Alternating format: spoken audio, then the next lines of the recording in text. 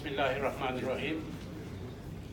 His Excellency, Mr. Chairman, His Excellency, Secretary General, Excellencies, ladies and gentlemen, Assalamu alaikum wa rahmatullahi wa barakatuh.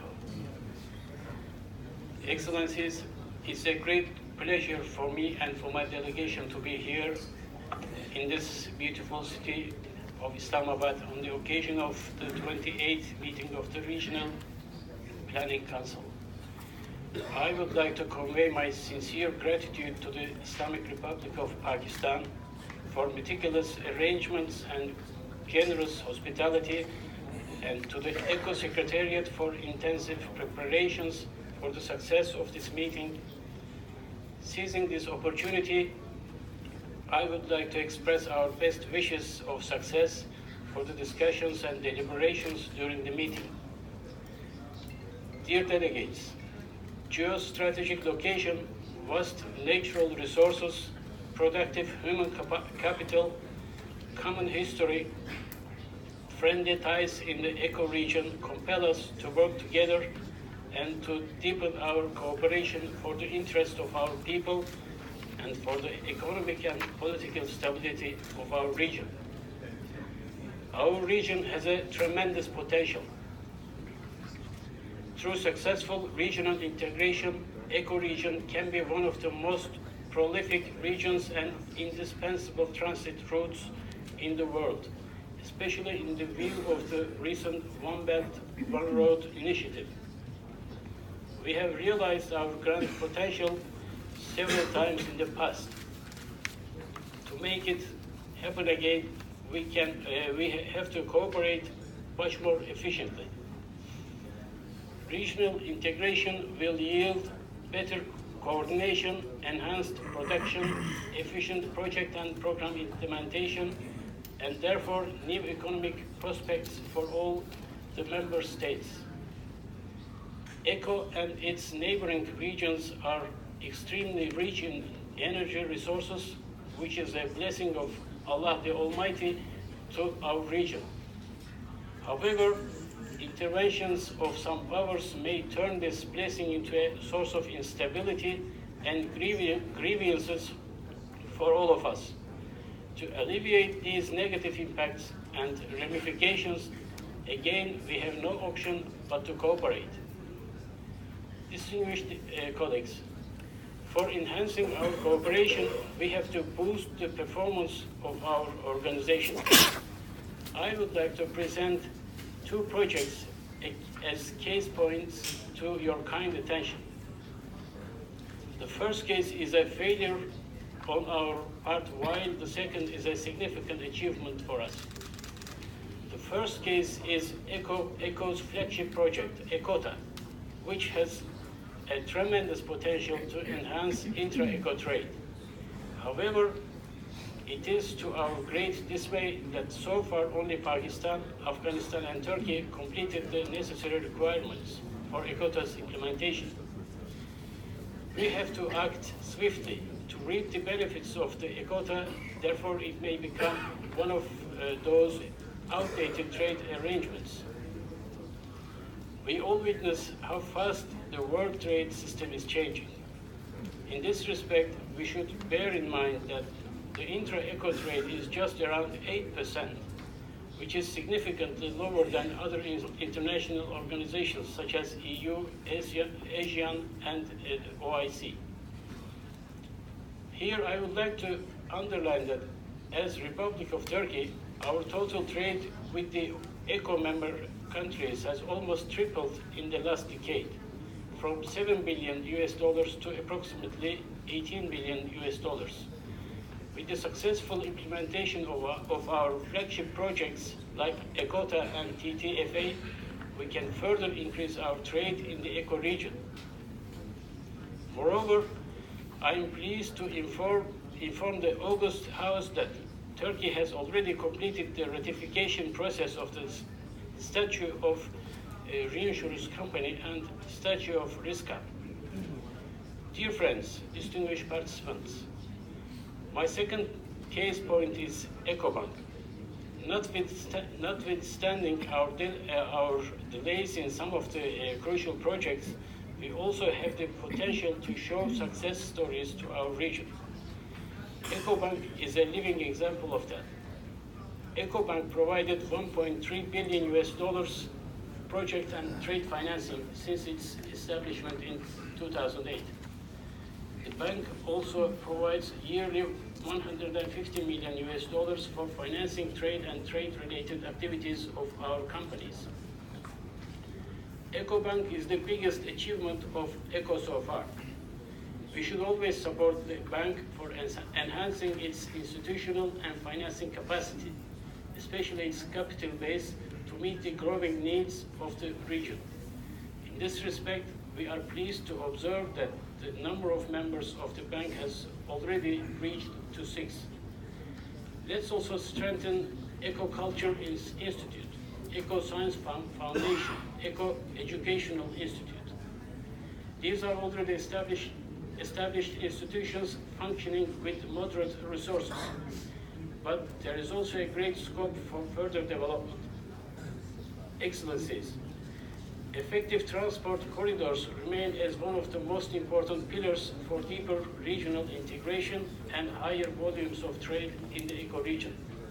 In this framework, the functionalization of the road and rail corridor projects, as well as the implementation of the transport framework agreement under ECO umbrella is utmost importance. We are of the view that special emphasis should be made on the efforts towards enhancing regional integrated transport systems and trade facilitation, including easing custom passages in the ecoregion. Within this framework, a special emphasis should be made on the One Belt, One Road initiative led by China to enhance the connectivity and cooperation between Euro-Asian countries. Due to their strategic geography, all ECO members can be very active in this important project. As Turkey, together with Azerbaijan and Georgia, we have successfully realized Baku-Tbilisi and Kars railway project, which is vital for complementing a missing link in the historical Silkway and envisaged One Belt, One Road initiative. Furthermore, as Turkey, we attach utmost importance to the smooth and effective functioning of the ECO road and railway projects, especially ITI road corridor and ITI and Istanbul-Almaty railway projects. We believe that for the efficiency of these corridors, we need to take all necessary precautions for supplying required amount of freight and goods for transportation. Dear delegates, agricultural sector has a critical importance in our cooperation endeavors. ECO has a number of institutions in this critical sector, including the Eco-Regional Coordination Center, ECOVECO, ECOSA, Eco Center for Water Management, to help member states to improve their agriculture sector. Let's support and strengthen these institutions. Within this framework, we attach utmost importance to the activities of ECO-RCC, and we encourage the member states to actively participate in its activities. In this regard, we call upon all member states to develop project ideas and send them to ECO-RCC for their implementation. As you may kindly know, the national projects under $200,000 budget and multi-country or regional projects under $1 million will be financed under the FAO-Turkey Partnership Program.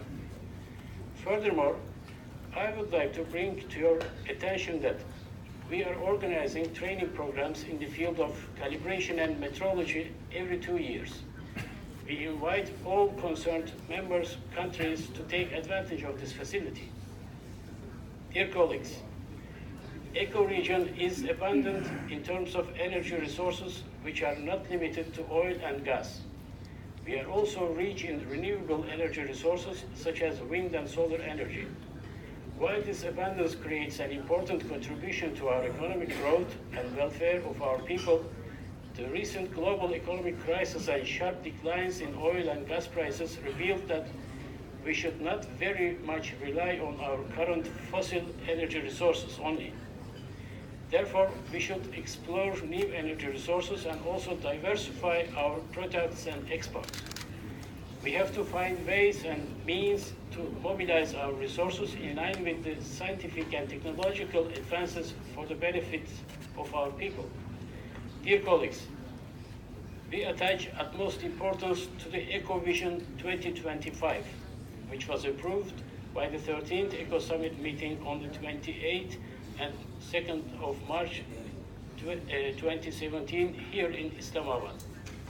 We believe this vision document will effectively guide our cooperation efforts throughout the next decade and bring discipline to the highly dispersed eco activities. For the effective implementation of our vision, there is definitely a need for a strong secretariat. We attach great importance to the reform process and proposals of the eminent persons group. We need to implement them fast. We must further increase the fruitful technical cooperation among ourselves in the framework of the new EcoVision. Within this framework, we welcome and fully support the establishment of an EcoVision implementation fund. Lack of resources and dedicated fund was one of the crucial setbacks for the efficient implementation of the previous vision. As the proponent of the idea establishing a fund for the vision, we believe that the fund will be operational soon to serve the objectives of the vision.